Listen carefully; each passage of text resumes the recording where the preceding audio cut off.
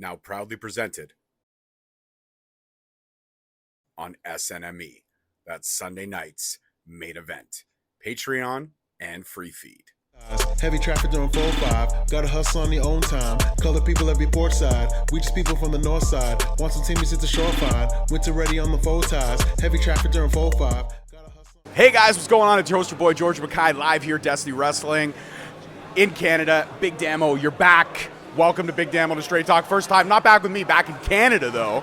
But how's it? Years since I was last in Canada. Yeah. How's it feel to come back? Great. Like I always I was a big fan of growing up. Like a lot of my favorite wrestlers were Canadians, so I used to know all the territories and all the towns and everything when I was a kid. And don't ask me now. I might like Manitoba, you know. But I remember because I was so obsessed, you know, whether it was Brett or whether it was Lance Storm, Jericho, whatever, everybody who was coming through at the time, like I became like. So I didn't really understand that there was a massive difference between America and Canada until I got older and went, okay, it's a bit like Ireland, Northern Ireland and stuff like that. So, you know, you start to understand that there is a massive difference, you know. It's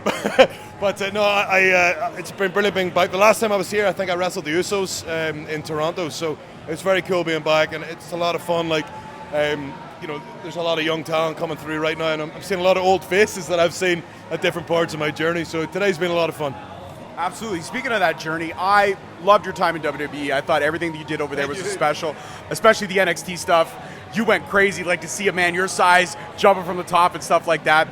What do you think about the stigma that, like, nowadays a lot of big men have broken that stigma down of we can do what the high flyers do. We can go crazy. Do you still think there are some people that believe a big man is just better as a monster, or they believe that a big man can be over the top and can do those crazy things when needed? I think like it comes down to individual basis. I mean, when Bam Bam Bigelow was doing what he was doing, like it didn't affect that, you know, that Undertaker was doing very little. You know, later on Undertaker was able to showcase what he could do and whatever. You know, it didn't really matter. It comes down to the individual. Like Vader isn't necessarily known for the fact that he did a really good moonsault, right? He's more known that he destroyed people. You know what I mean? And maybe the double Vader bomb is one of my favorites. You know, the Luna Vachon. But honestly, like individual basis, I think like. The stigma's changed a lot. If you watch how basketball plays these days, you know, a center nowadays is probably one of the most athletic guys on the team.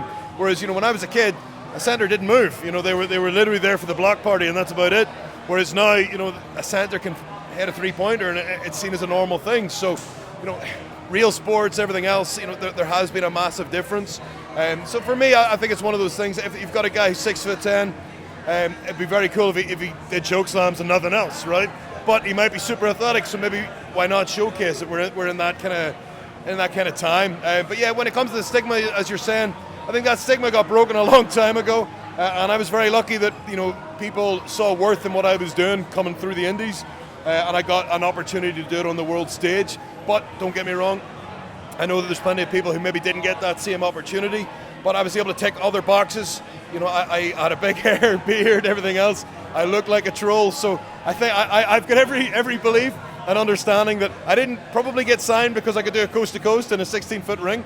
I probably get signed because I look the way I did. So I think that is probably the balance, realistically. Like, if you're athletic and everything else, that's great, but what else you got? You know what I mean? And that is the key for anybody coming through. Absolutely. Now let's talk the NXT run, because you were part of the Black and Gold brand. You were part of when it was like at the height of its popularity, even doing better, in my opinion, than the main shows. And I'll put my stamp on that. That roster was untouchable back in the day.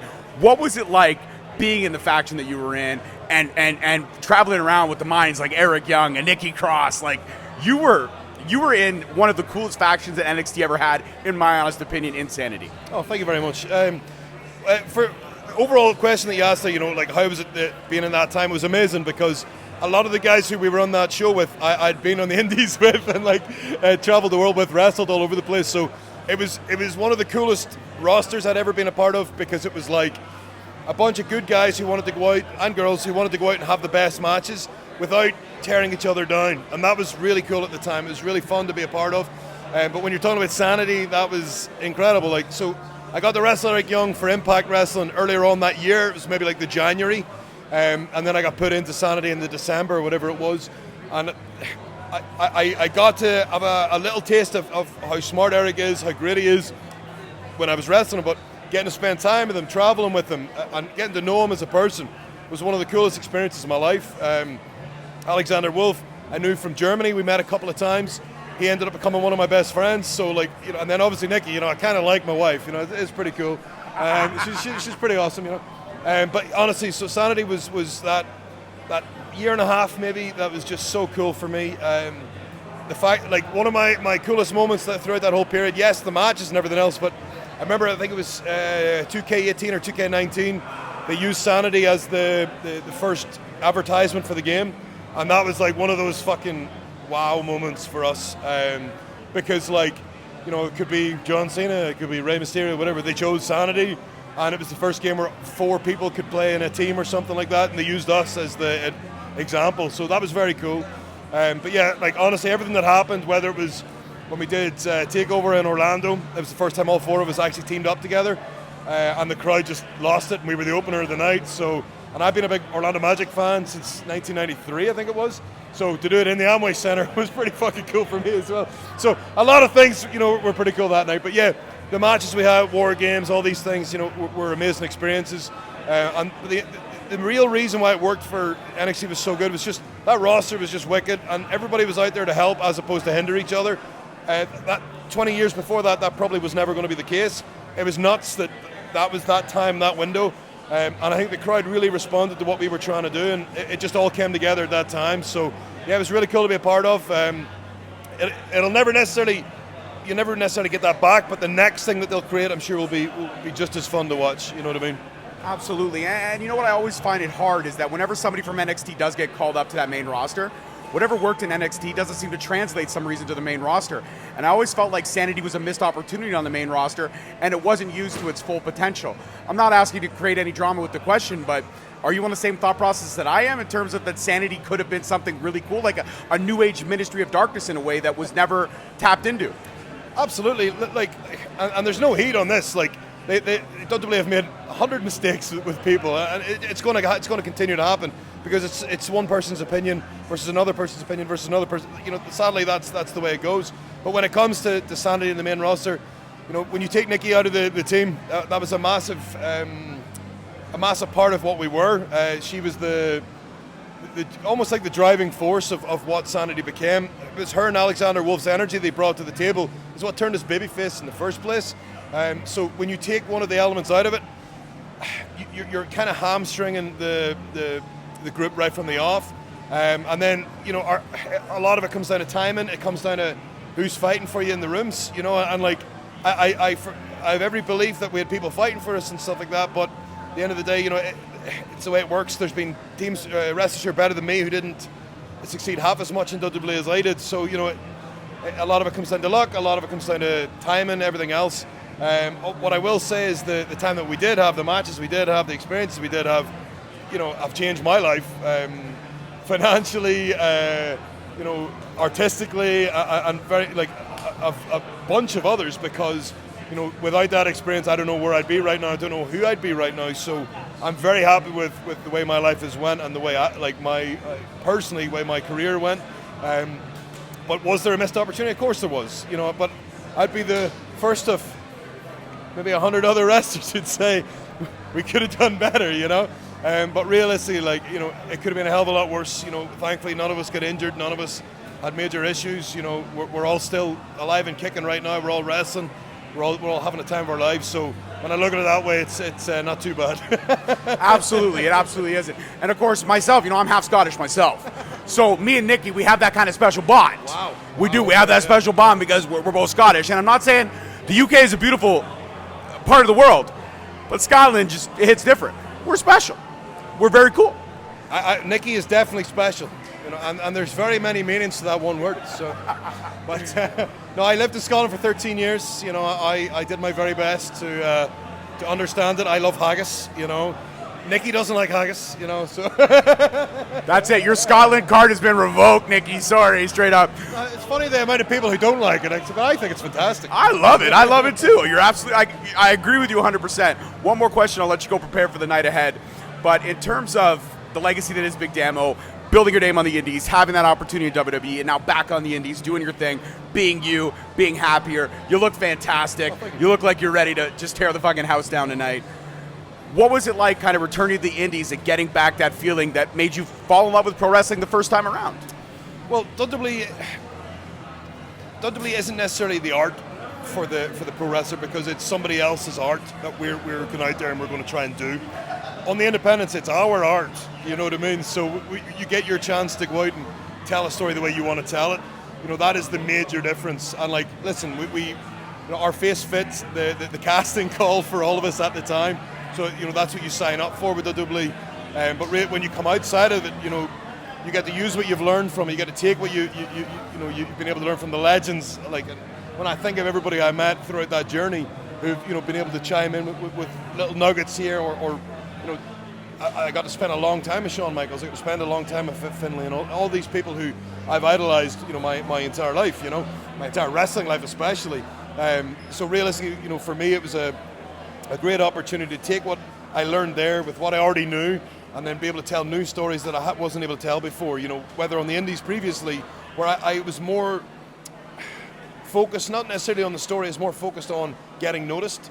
Whereas now my focus is 100% on the story, because I'm at that point in my career where I'm not in a panic to I don't know, like I had a time limit because I was 31 when I got signed, so you know I'd been wrestling for 11, 12 years at that point, so I realized in those years leading up to WWE that I needed to make every effort I could to make a major event happen in my life.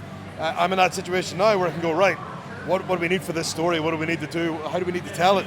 And that's been the most fun part of this, and they've been able to explain to younger guys who are coming through that there's another way to look at, you know, when you're planning a match and you're struggling, maybe you can't come to an agreement with opponents or promoters or whatever else, but there's always a way that you can get your philosophy across without coming off as a cunt. But you can edit that out, whatever. No, absolutely not. Don't fucking worry about it. I swear all the time, my friend. But I'm you know, it's been one of the fun. I was in Ireland there wrestling last weekend, and I was speaking to a bunch of kids who were coming through who are maybe struggling where they've lost the crowd in certain parts. So I was able to like explain to them, listen, you've lost them here because at this point you chose to do this instead of this. Whereas if you maybe had chose to do this, you might have kept them going and maybe they would have been right there for the finish. But I'm able to tell them that because I've done exactly what they did. I've lost the crowd 100 times. I've made the wrong decisions. I've put too much in the back end of a match, and definitely things have not went the way I wanted it to go. So being able to, from that experience, be able to explain that to people and then maybe sit down and watch a match with them and explain, okay, this is why it happened here, this is why that happened there. And that's helped me because I've loved this business, I've loved this industry since I was 4 years old, right? So I'm now at a point where I'm so entrenched in it that it's now, you know, it is my life, and it is a huge part of what I do. You know, it's my living and everything else. So because of that, you know, I want to try and think about it in a 4D way almost. You know, go in that extra dimension so that I can try and explain it to the next group coming after me, who will hopefully not make the same mistakes I did, or they can have a better way of preparing. If they do make those mistakes, that they can get out of it faster, they can move on faster. You know, I was unlucky, you know, at the very start of my career that I didn't necessarily have the right people around me, but over the years that followed, you know, I ended up being blessed with the people who I ended up meeting and ended up learning from. So I'm hoping that in this phase of my career, I can be one of those people who can help the people who are around, especially the younger ones coming through. And hopefully they can learn from my mistakes, because it's the only way that this industry is going to be better in 5 years, 10 years, 20 years, is if we learn from each other's mistakes, as opposed to being doomed to repeat them. So I think that's an awesome way to end this conversation, Damo. Thank you so much for the time, my friend. If you could do me one favor, look at the camera, tell them how much fun we had in this conversation, and they should subscribe to Straight Talk Wrestling, because my daughter's adorable, and I ask pretty good questions. How do I beat that? Yeah, what he said. That was wicked, you know. I'm Big Damo. Subscribe to this man and his daughter. She's better than him. And I know it. Thank you so much, sir. Guys, that's it for this one. Peace, love, and wrestling. See you next week. Peace. Thank you so much for watching. Please don't forget to like, subscribe, comment, and turn on that notification bell so you get notified each time we post a video. Alternatively, you can check us out on all podcast platforms and hosted on Podbean. We are also available on the SNME network. That's the Sunday Nights Main Event Patreon. Please feel free to check us out there as well. And don't forget to follow us on all social media platforms at _Straight Talk on Twitter, at Straight Talk Wrestling on Instagram, Straight Talk Wrestling on Facebook, Straight Talk Wrestling on TikTok, and of course, you can check out all our merch at ProWrestlingTees.com. I don't need a nigga cosign. Without the liquor, you become a victim. You ain't never got a pole mine. I ain't messing with this generation. Fuck your gender, I ain't got